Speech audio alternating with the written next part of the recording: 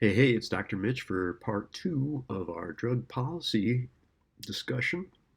I wanted to start with an item that might help you test your knowledge from the previous lecture. Which of these drops criminal but keeps civil penalties? Is it A, legalization, B, decriminalization, or C, the tomato model? And as you know, it's decriminalization. Again, it doesn't mean there's no penalty, it just means that it is not a criminal offense. Let's have another one, shall These words might help you in a police encounter. I know my rights, man. This is racial profiling, or I do not consent to any searches. I think you can pick this one out. I know my rights, man is a good way to get your head beat. This is racial profiling. I also do not recommend. I do not consent to any searches. Doesn't mean you won't get searched, but make sure you say it loud and clear and let your attorney know that you did so. Some people have said it while lying on their stomachs getting the handcuffs put on, but it's still worth saying. All right, well, so I just want to spend a few minutes on the history of racial discrimination, a relationship between race, drug laws, and mass incarceration, the commitment to being smart on crime or committed to safety and justice, and what that is translated into, and an alternative for practicing redemption and restoring humanity, basically an alternative approach that might be to our benefit. I just found some intriguing photos, and you'll notice quite a few folks who are not necessarily Caucasian listed in this, and it's rather unfortunate that right now the United States may be markedly different for some citizens than others, and we've seen some of this activism generated by this recently. So, problems with moral turpitude. Essentially, the notion that we're going to legislate morality has basically run into problems for the last couple of hundred years or so. There was a time, in fact, when it was illegal to cheat on your spouse, for example. I think that's probably an issue between you and your spouse, and trying to make that a legal one turned into quite a bit of hassle. Notice this quotation here: no person who has been convicted of a felony involving moral turpitude may register or remain registered or vote except under completion of the sentence. Laws like this are on the books in a number of states. I want to emphasize there may be racist motives on these. If I make one group's habits suddenly a sign of their morality, I might be passing a law with racist motives. These are kind of vague. What is moral and what is immoral? Well, we all know, the big Ten Commandments, but what if I don't keep the Sabbath? Should everyone throw rocks at me? What is an appropriate penalty under the circumstances? And a number of researchers have suggested that these laws are essentially meaningless, particularly because except upon completion of the sentence can be vague, which is not a part we often think of. But if I'm out of jail but on probation, am I allowed to vote or not? And if not, how am I supposed to start taking advantage of the fact that I'm no longer behind bars? And how can you get me to participate in legislation again? How can you get me to feel like I'm really part of our system if my voice can't be heard? On the left here, I have a quotation from Michelle Alexander's book. It's now a decade old. It's still a splendid read. I really recommend it. It's called The New Jim Crow. She is just a genius, and she went through a huge literature and presented it in an incredibly accessible way. I love her.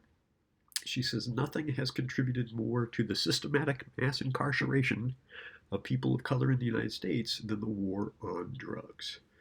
So you'll see from these data along the side here, disproportionate impact of drug laws on Black and Latino communities.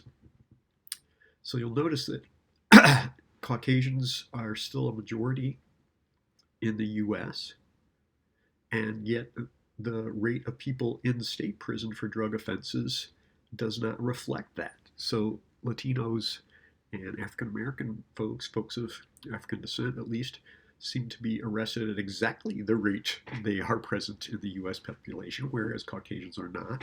And for people in federal prison, especially for drug offenses, it is markedly higher for both Latinos and folks of African descent. Obviously, if these were randomly assigned, they should sort of mimic the US population. And truth be told, if we're talking about drug use, Caucasians use drugs at markedly higher rates than, say, Latinas. So these are suggesting that either there's some kind of bias in enforcement or some kind of bias in the way these laws are having an impact on different parts of our population.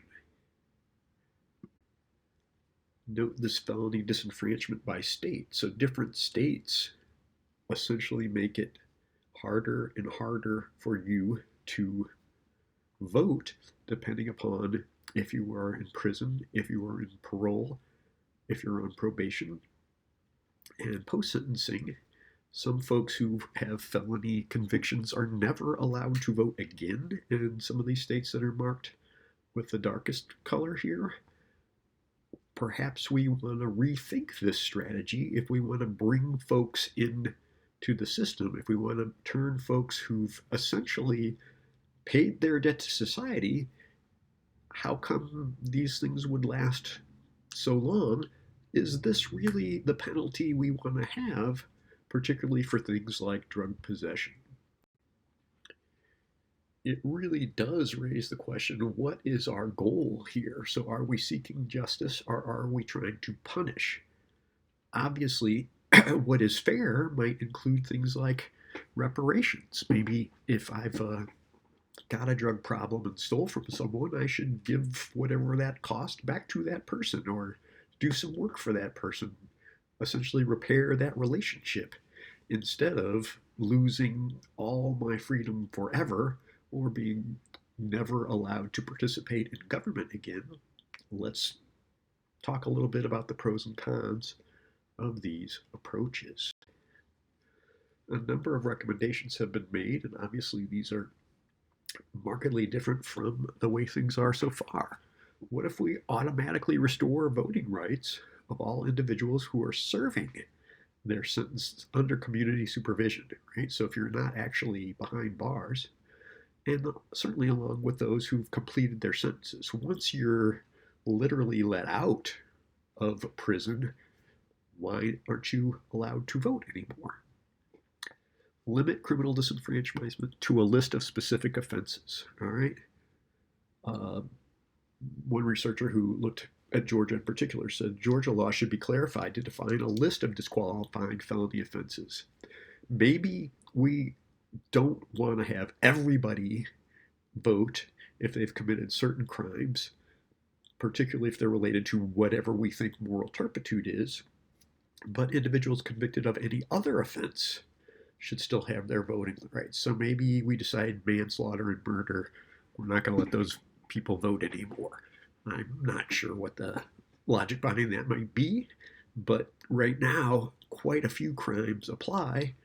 Obviously, we're disenfranchising some of our citizens. Allow people to register vote regardless of outstanding legal financial obligations. This is the other thing. If I haven't paid my attorney yet, or if I'm somehow in terrible debt, should I still be allowed to vote? Why not? Clarify the law to ensure that voting rights restoration is not conditioned on a person's ability to pay any fines, fees, or other criminal justice debt. You can imagine a situation where the debt tends to increase because of interest. I don't have any money. I'm having a hard enough time getting a job because I just got out of jail. Wouldn't I be more motivated if I knew when I got out, not only could I vote, there was also a program that would accept me for job training and things along those lines. Oh, this slide is terrible. All right, never mind. So in discussion here, let's talk about incarceration for folks who are multiply marginalized. And I don't really like that expression, but you can imagine if somebody is, say, not necessarily heterosexual and not stereotypically Caucasian, they end up being in a group that is marginalized by two identities. I just heard a prosecuting attorney say African American women are essentially two minority groups, right? Because they're not men and they're not white. And there seems to be a push to try to keep them off juries, for example, which seems absurd and unfair, particularly if you're an African American woman who's accused of a crime and you're supposed to be judged by a jury of your peers and there are no African American women on your jury, then how is that really a jury of your peers? These data that she gathered essentially show that, particularly for HIV positive men who have sex with men and who are racial minorities, her sample was primarily African American, they're at higher risk for engaging in transactional sex. Essentially, this is a way to talk about if you want to be a sex worker, that's absolutely fine with me, but it's only legal in certain areas, and it may not be your job of choice so much as the only option you have for earning any cash because you're already marginalized in two ways. In the case of the sample, it's men who have sex with men and who are African American. Obviously, it's hard to get a job this way, and so this puts them at higher risk simply because they've done time and they're basically who they are. Now, if you have problems with people who are attracted to people who have the same genitals they have, we can certainly talk about that. But again, does that mean you shouldn't be allowed to have the same rights as any other citizen? Oldenburg goes on and says, incarceration represents a particularly severe stressor. So again, the sample for young men with multiple marginalized identities, HIV positive, men who have sex with men, and not Caucasian, they're more likely to end up having transactional sex. This obviously puts them at risk for further infection of others with HIV, basically violating another law, ending up back in prison again.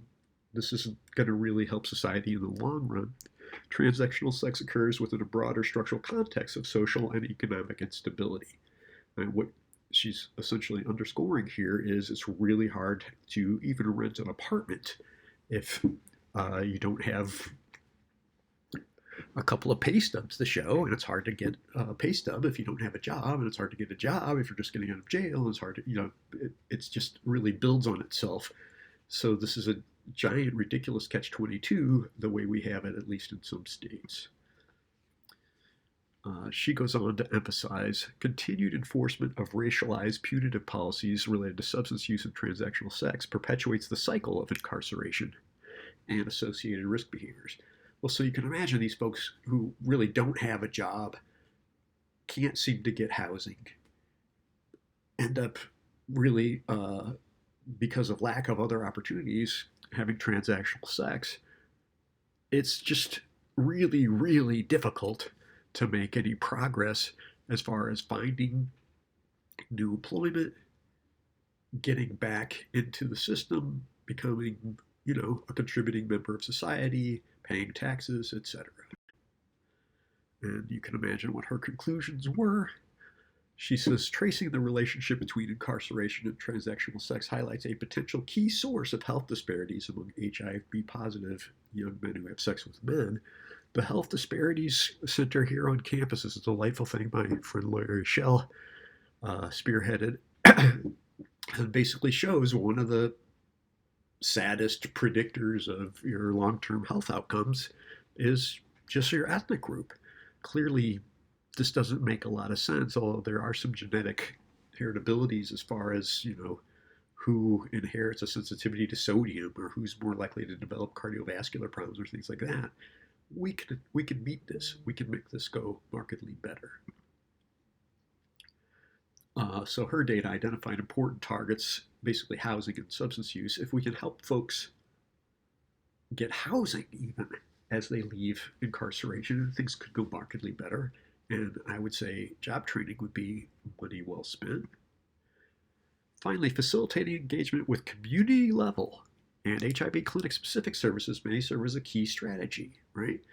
Essentially, if there is some mental health center that folks can go to where they can learn harm reduction techniques, get their job training, basically develop a whole set of skills so they don't end up having to turn to crime, things are going to go markedly better. Let's give that some thought. So I did want to wrap up with just the Portugal experience, and we'll get into this more when we talk about cannabis more specifically. What Portugal is known for was quite a few years ago now, decriminalizing a personal amount of drug, any drug. Now, it didn't mean you just got to walk around with heroin in your pocket. You could still meet up with law enforcement and end up in the system.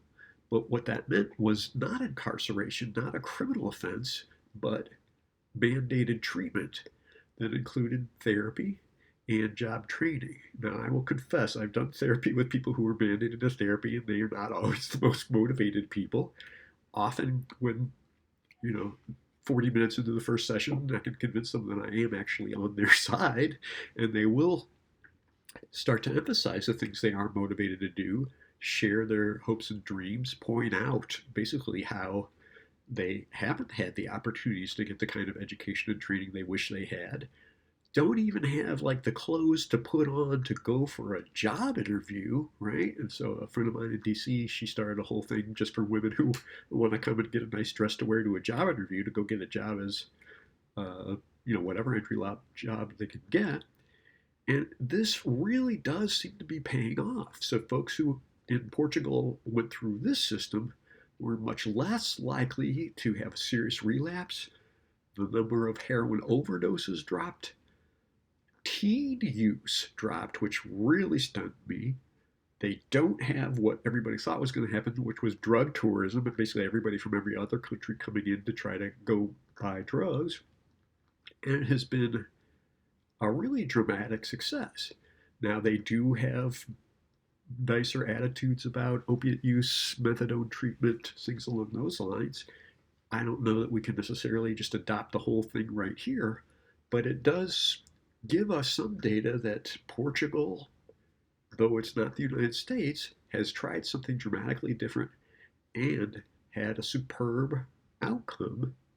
Now, when I make this argument, people say things like, well, Portugal's not a superpower. Well, I don't know, for Portugal, but they don't particularly care about being a superpower. What they want to do is have a nice life, spend time with their families, get their job done, and have time to hang out and enjoy.